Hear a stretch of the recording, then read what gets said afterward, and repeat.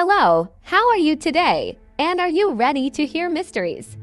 If you're ready, I'll tell you. Hello everyone. The story I will tell today is about an incident that occurred in a forest in Lopburi province. At that time, it seemed that the person in question had to travel to carry out a mission to survey the forest in preparation for training military students. Local villagers had warned them not to enter the forest at that time, but due to disbelief in the villagers' warnings, they ended up encountering strange events, and eventually, a loss occurred in a story titled Not Believing, Yet Following. Music. Before we dive into our eerie story, I'd like to ask all viewers to like and subscribe to support us in continuing to bring spine-chilling tales. For today, I am presenting the spooky experiences of Sergeant Nook, which he shared on the Ghost Radio program in 2017, in the form of a scary story for all of you to watch and listen to. The story involves events that happened to Sergeant Nook himself during his duty in a certain forest. I must say beforehand that this story involves a loss, so I want to express my condolences to the family of the deceased in this incident. Let's go back to around 2010, when Sergeant Nook was tasked with training commando students in Lopburi province. This course was a field training where Sergeant Nook was responsible for overseeing the entire training. Military students would be divided into groups of 40, and the training required these students to be left in the forest and use their skills to survive and get out within a specified time, which was about 2 days. If they could not exit the forest within 2 days,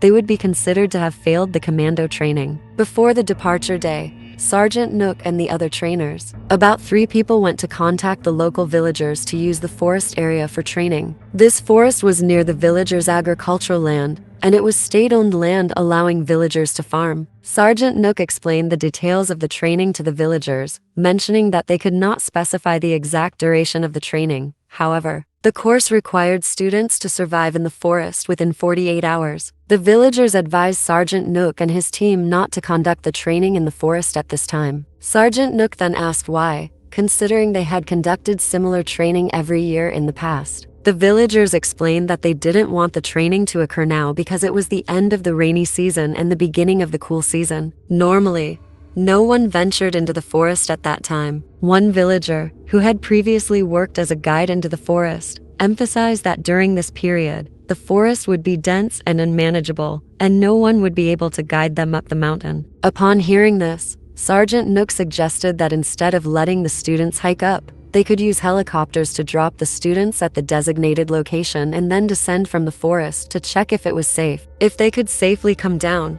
the villagers would have to guide the trainers up to the students. The villagers agreed to this proposal. After understanding the situation, Sergeant Nook went to find soldiers in Lopburi to see if anyone had previously used the designated drop-off point for training. A soldier from 2 years prior confirmed that he had used this area for training and volunteered to guide them. On the day of departure, around 9:00 a.m., everyone gathered at the base of the mountain. The team for the reconnaissance included Sergeant Nook and 2 sergeants. They traveled by helicopter to the drop-off point, which took about half an hour. When they arrived at the destination on the mountain, it was around 9:00 a.m. They began surveying the area, starting with the drop-off point to check if it was suitable and safe. They spent the whole day surveying the surroundings. By around 5:00 p.m., they started testing if there were any dangerous animals or hazards in the forest. At night, as the villagers had feared, they set up camp and lived like the students would during the training to see if they could survive. That night, Sergeant Nook and the 2 sergeants slept in separate tents. Around 8:00 p.m., they discussed that there shouldn't be any issues and agreed to split up the next day to hike down the mountain, meeting again at the base. They talked until around 9:00 p.m. The atmosphere at the top of the mountain was very quiet. Suddenly, they heard a distant sound carried by the wind, resembling a festival noise. Sergeant Nook remarked to his colleagues that if there was a festival, they were too far away for the sound to reach them. One sergeant added that the area they surveyed had no nearby villages. They chose this location specifically to avoid training near communities to prevent students from seeking help from locals. After hearing the strange noise, they decided to climb higher to get a better view. They ascended about 1 kilometer, and soon the noise disappeared. The only sound left was their own heavy breathing. They were puzzled because if there was indeed a festival or entertainment nearby, they should have seen lights or something from the highest point on the mountain. It was indeed like that, but now they didn't see or hear anything at all. Feeling uneasy, Sergeant Nook and the team decided to walk down to the campsite. The three of them turned around and walked back along the same path amidst the absolute silence of the forest, which was so quiet that they could hear their own breathing. The weather at that time was not worth mentioning. It was so cold that it made their arm hairs stand up like thorns. As everyone slowly walked back to their campsite, Sergeant Nook mentioned that they hadn't counted each other, but had been using glances to check. Then one sergeant, whom I'll refer to as Sergeant K, spoke up amidst the silence, asking if they were all three present or if someone was missing. Upon hearing this, Sergeant Nook quickly warned him not to speak like that in the forest. Such things aren't said here. After that, another sergeant whispered to Sergeant Nook that he felt like someone was following them. Sergeant Nook replied that he also heard a similar sound of footsteps, but wasn't sure if he heard it for real. The sound they heard seemed like someone walking on twigs, making a crunching noise from behind them. When the group of Sergeant Nook stopped walking, it seemed like the sound stopped as well. At that moment, no one thought of ghosts. They just wondered if there were animals or something following them. They decided to continue walking quietly, each step mindful of whether the strange sound would occur again. Sergeant Nook said that as they started walking again, the mysterious footsteps did indeed resume, sounding like someone walking barefoot on twigs, clearly different from their own footsteps since they were all wearing shoes. When they reached the campsite, everyone remained silent and quickly went to rest. Around 2:00 a.m., after everyone had fallen asleep, Sergeant Nook woke up because he heard what sounded like a group of people walking around their campsite. The footsteps were the same as the ones they heard while walking down the hill. Sergeant Nook, who was already inclined to believe in the supernatural, suspected that the group of people he saw was not human. He remained still in his sleeping bag while the group seemed to be moving closer and closer to their sleeping area. When the shadows cast by the campfire fell on his sleeping bag, Sergeant Nook decided to get up, gritting his teeth, and when he looked around, the group of people he had seen earlier was no longer there. Not long after, one of the people who had been sleeping got up and came out of the tent to tell Sergeant Nook that he had also heard strange noises since midnight, leading them to decide not to sleep anymore for fear of losing their nerve. They decided to sit and talk instead. At that time, one of the sergeants shared that he had heard a sound like someone kicking the tent stakes, and speculated that the noise could not be from an animal because, instinctively, animals would not come near a campfire. Upon hearing this, Sergeant Nook immediately suggested that they might be encountering what the locals had warned about before, which led Sergeant K to challenge the situation, saying there was nothing to be afraid of and that he would handle it. After Sergeant K's challenge, a senior sergeant advised caution, reminding them that they were in the forest, not at home, and warned them that there might be things they were not aware of. Sergeant Nook then confessed that he had forgotten to perform the ritual to enter the forest and had not brought any ceremonial items for the forest spirits. They agreed to perform the ritual the next morning by catching fish to offer as a ceremonial offering, as Sergeant Nook thought that requesting assistance from the unit would make it feel less like a real training experience. Instead, they decided to catch fish as agreed. The next morning, they caught around 6-7 fish, which were then offered as a ceremonial offering. However, Sergeant K seemed to be skeptical about these matters and said that it was unnecessary and that they should just hurry up and leave. After completing the ritual, they quickly packed their things to descend the mountain, planning to split into 3 separate paths as agreed. When they reached the meeting point after separating for a while, it was around 5:00 p.m. Sergeant Nook realized they would not make it to the base of the mountain by then and requested an extra day for the survey. The unit had no problem with this and even emphasized that they should conduct a thorough investigation. Sergeant Nook requested an additional 2-3 days to ensure nothing would happen to the trainees. As night fell, at around 6:00 p.m., Sergeant Nook built a fire and set up his hammock as usual, while performing a ritual to ask for permission from the local spirits. Around 2:00 a.m., after everyone had gone to sleep, there was suddenly a sound of footsteps, similar to the night before, but this time coming from the direction Sergeant Nook had descended from earlier that day. Then, someone's voice was heard saying, "I'm burning me." Hearing this, Sergeant Nook shouted, asking what was burning, thinking it was one of the sergeants speaking. When he looked out of his hammock, he saw Sergeant K waving and shaking his head to signal that he had not spoken. Sergeant Nook decided to lie down again. After a while, Sergeant Nook was startled awake by some noises and saw Sergeant K getting up because he needed to relieve himself. Sergeant K went to a large tree which Sergeant Nook didn't notice during the day to do his business. After Sergeant K finished, he returned to his tent. About an hour later, Sergeant K suddenly jumped up in his tent, causing the tent to collapse onto the ground. Seeing this, Sergeant Nook asked what happened. Sergeant K then explained that he had a dream where someone pointed at him and asked why he urinated at the sacred tree, which had been protected for hundreds of years. The voice in the dream threatened to follow him no matter where he went, in any realm or life. Sergeant K recounted this with fear, prompting Sergeant Nook to calm him down and ask where he had urinated. When Sergeant Nook checked the spot, he saw that it was a large chandra tree and found offerings and broken figurines placed around it. Sergeant Nook deduced that it was a shrine set up by local people who farmed and fished in that area. Sergeant Nook took Sergeant K to apologize before returning to sleep. After some time, while Sergeant Nook was asleep,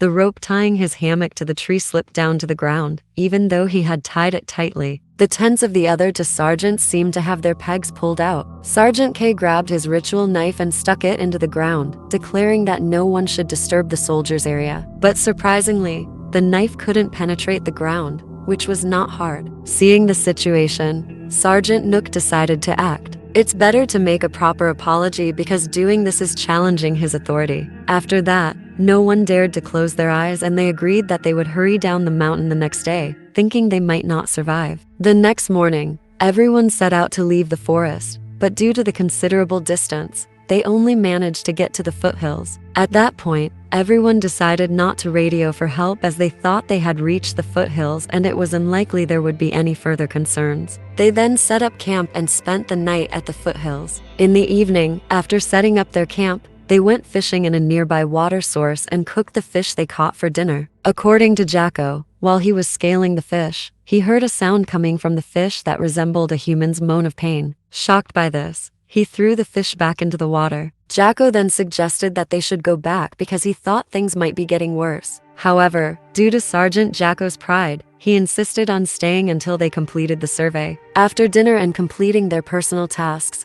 everyone went to bed as usual. Around 10 p.m., an unusual silence fell, with no sounds of animals or insects at all. Around 2 a.m., Sergeant Nook woke up to change the guard and let the previous guard sleep in the tent. He noticed that Jacko's tent zipper was open and upon checking, found that no one was inside the tent. Sergeant Nook decided to report this to the other sergeant who had just changed shifts. Both of them then began searching for Jacko using flashlights. Due to the darkness of the area, they could see nothing. They called out Jacko's name, but unlike usual, the echoed response was from an elderly person saying, "I am with you." The voice was very loud. Hearing this, Sergeant Nook and the others were startled and radioed for help. The unit replied that they would come immediately as the location was not far from them. At that time, the unit asked Sergeant Nook if they had sent people to search for his group. Sergeant Nook was surprised and asked why. The unit informed him that during their previous helicopter drop-off, they had seen Jacko with no shadow, while Sergeant Nook and the other sergeant had normal shadows. Sergeant Nook replied that they had not yet seen any additional units sent to them. He and the other sergeant returned to their tent and lit a fire, leaving a note saying to wait at that spot in case Jacko returned and saw the note. While Sergeant Nook and the other sergeant were searching,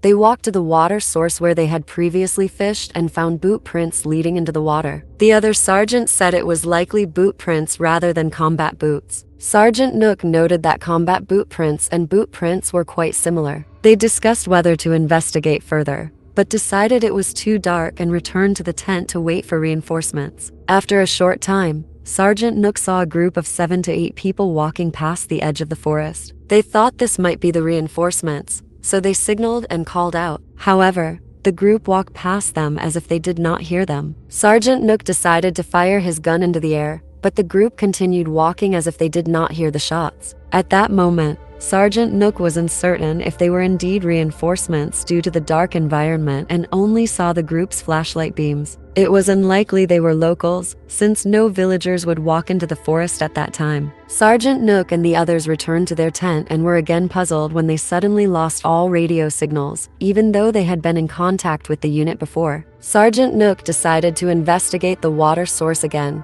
leaving the other sergeant at the tent. Upon arriving at the water source, he looked back and saw the shadow of Jacko walking away with an old man dressed in white, resembling a Brahmin. they both disappeared into the trees. Sergeant Nook thought it might be a hallucination caused by fear and continued to the water source. There, he saw what he thought were combat boot prints and a knife similar to one Jacko had previously. He picked up the knife to show the other sergeant when he returned to the tent. Upon reaching the tent and telling the other sergeant about the knife, they decided to return to the water source. However, when they arrived, the footprints were no longer there. They decided to wait at the water source, confident that Jacko might have gone into the water. By around 6 o'clock a.m., the first light of day hit the forest, and Sergeant Nook noticed a military shirt floating on the water. This made him more certain it was Jacko's shirt. Fortunately, the group he had seen the night before returned, and it turned out they were soldiers sent to help. Sergeant Nook asked them why they had not responded to the call. The soldiers said they had not heard anything, and even the campfire they passed was not visible. When they reached the spot where Sergeant Nook's group had stayed,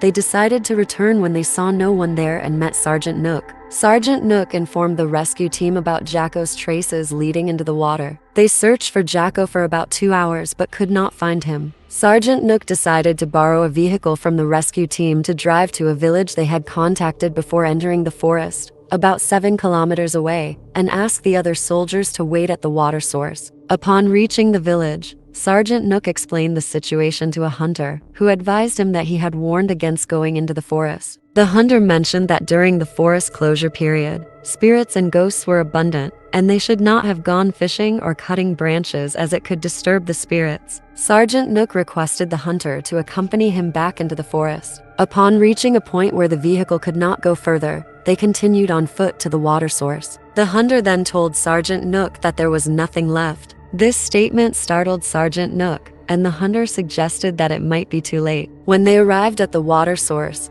they learned from the divers that Jacko's body was found submerged. The hunter added that he had advised against entering the forest from the beginning and recommended waiting instead of training at that time. He noted that late November was a time of transition from rainy to cold season, making it a period when the forest was closed. If they had trained in April, there would have been no problem. All the soldiers at the site agreed to inform Jacko's family and request a ritual to invite his spirit back. The hunter concluded with a statement about the significance of respecting such warnings. People said that there was no need for the ceremony here. You won't go anywhere. Do you know where he is? Even though he died in the water, we still don't know where he was taken. We must go to the place where this incident began to perform the ritual. That morning's events made everyone anxious. They had to take the hunter, the monks, and others involved to the water source where they used to fish, which was about 1 kilometer away from the incident site. However, the hunter said this might not be the place, so they had to hike up the mountain. Eventually,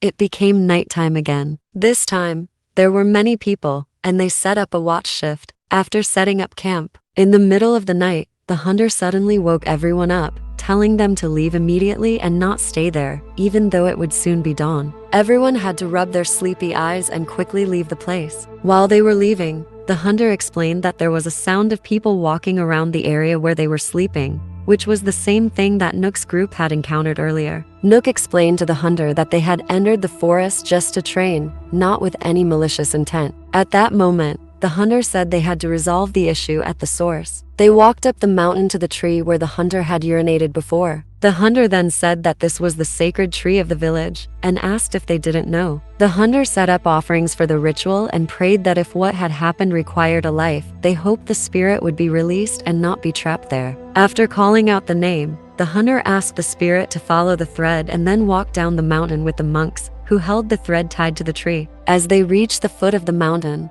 it was nighttime again. The hunter said they could not leave the forest yet and needed to perform a ritual to open the forest and apologize. Otherwise, there could be future problems. Everyone reluctantly had to stay another night in the forest. In the middle of the night, one of the soldiers suddenly sat up and spoke in a firm tone, saying, "You will never get out of here as long as I haven't cleared the way for you. I will take you one by one." After hearing this, the monk preached to the entity possessing the soldier. Once the monk finished preaching, the soldier's body sat down and bowed to apologize. The monk then said that since the soldier was like this, he should be allowed to return home. Suddenly, the soldier regained his consciousness. When the situation calmed down, the monk went back to sleep. The next morning, everyone safely exited the forest, and the relatives of the deceased came to retrieve the body for religious rites. The sounds Nook's group heard earlier were a warning that they should not have stayed there. Everyone chose to continue with their task, leading to the events described earlier. After listening to Nook's story, it is another tale that feels exciting with the events that occurred, even though some parts may seem illogical. However, that's the nature of these stories. There is no need to search for answers. If these events happened in reality, I deeply sympathize with the relatives of the deceased. Thank you for joining us on this journey into the heart of darkness. If you enjoyed this tale, please like, subscribe, and stay tuned for more chilling stories of the unknown.